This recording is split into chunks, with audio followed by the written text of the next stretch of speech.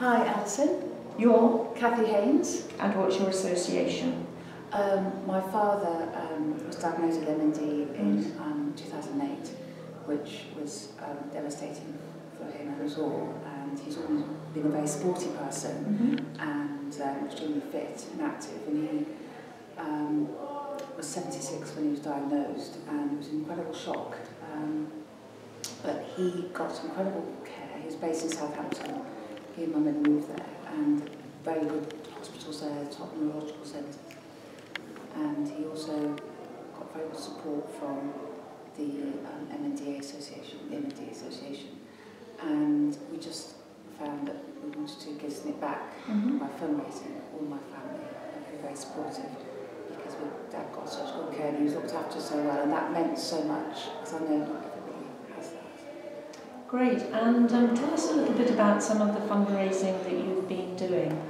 Well, Dad was always very active, and so I started off doing an Étape du Tour, which is an amateur stage of the Tour de France. I used to pick the hardest and run it as a race or sportive. And my husband had done one previously, and I thought if I was going to ask people for money, I wanted to do something which was quite difficult. Right, yeah. Then the following year, so what year was that? This was 2010. It was Right. actually just over 6 weeks after Dad died in May 2010. Right. In fact, my dad died on my mum's birthday. Right. But as my mum said, he did always try and upstage her, because my dad was a great showman and performer. He would have been proud of mum's comments. So, and then next year I did 2 étapes. So l'Étape du Tour is the one stage of the Tour de France. It's usually the most hardest, the most climbing, and they run it as a sportive for amateurs. So you can have up to 8,000 entrants. The year I did it was 11,500, and there's actually a cut-off time, and you have to do it in 12 hours, which sounds a lot, but you actually have to go at quite a pace. It's quite a lot of climbing. And it was in the Pyrenees, the first one, it was 35 degrees, so it's very hot. And then the following year I did 2. One was in the Alps and one was in the Auvergne. And so I think only 7 women completed both of them that year. One was very hot and the other one was horrendous weather. And most people, about half the people retired because it was so bad. So they're quite challenging.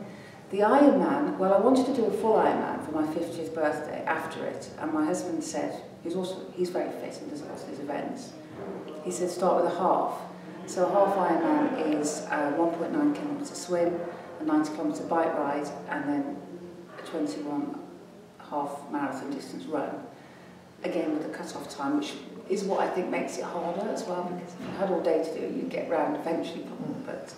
And then I did do a full Ironman in Bolton, which is near my dad was from St Helens, so I thought I'd do it locally. You could do them all over the world, but I thought I'd like to do it in England because then my mum could come. And we basically, it's a 3.8 kilometre swim, and then it's 180 kilometre cycle, and then it's a full marathon at the end. And I'd never done a marathon before, so that was my first marathon. I've only done 2, but the first one was the end of a full Ironman. So I completed it in just under 15 hours, and it was amazing sport. But a lot of it is the training. I got a coach to coach me through it, as in do a coach program. So it's very special. My husband did it as well, but he finished about 4 hours ahead of me. So. Fantastic. So and my mum was there. We went to cycle past the B&B. So it was all very. My family were all wonderful and supportive, and they do events as well. As in, like, they do different sorts of events. When they've done the half, my sister's done the half marathon walk with me, and my younger sister's done 5Ks, and my brother, they're very generous sponsoring me, so everybody's... So have you any idea how much money you've raised in all of these events? Well, I keep through my work, there's a very good bunch of very generous people, and we have several affiliate companies, and we do big events at the Royal Parks as a team, but we're all through the same company, or umbrella of companies, but it's actually people doing it on a personal basis. And with my husband's fundraising, my fundraising, our joint fundraising, and what I would call our sort of team, the company fundraising is, I think, just under £300,000 last year. In total? In total. That's yes. Fantastic. And have you got any plans for this year, and are you going to continue? Well, the company sort of corporate fundraising side of it, we're doing again the Royal Parks half.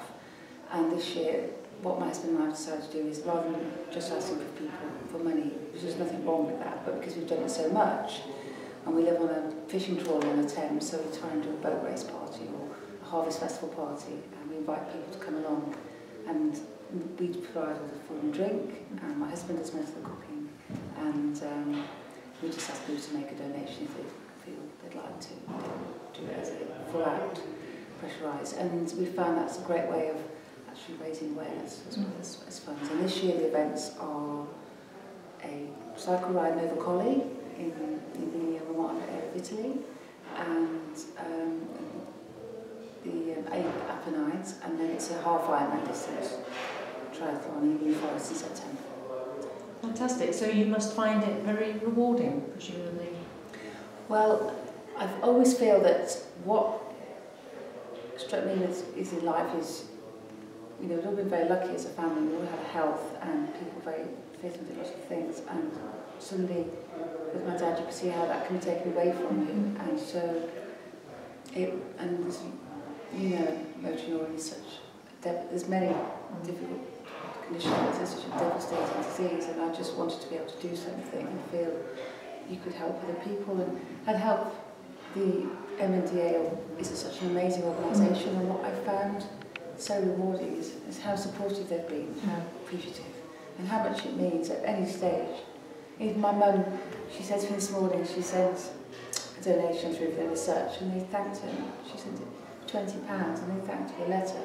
And I think that means so much, and you know, I think they're so appreciative of what we do. It makes you keep wanting to do more for them and other people. You know how. I mean, my dad was very brave, and there's some people going through very difficult situations like my dad. Just want to do what we can. That's fantastic. Thank you very much, and what a wonderful fundraising achievement that is. That's really brilliant. Thank you very much for telling us about it. Thank you very much, Allison.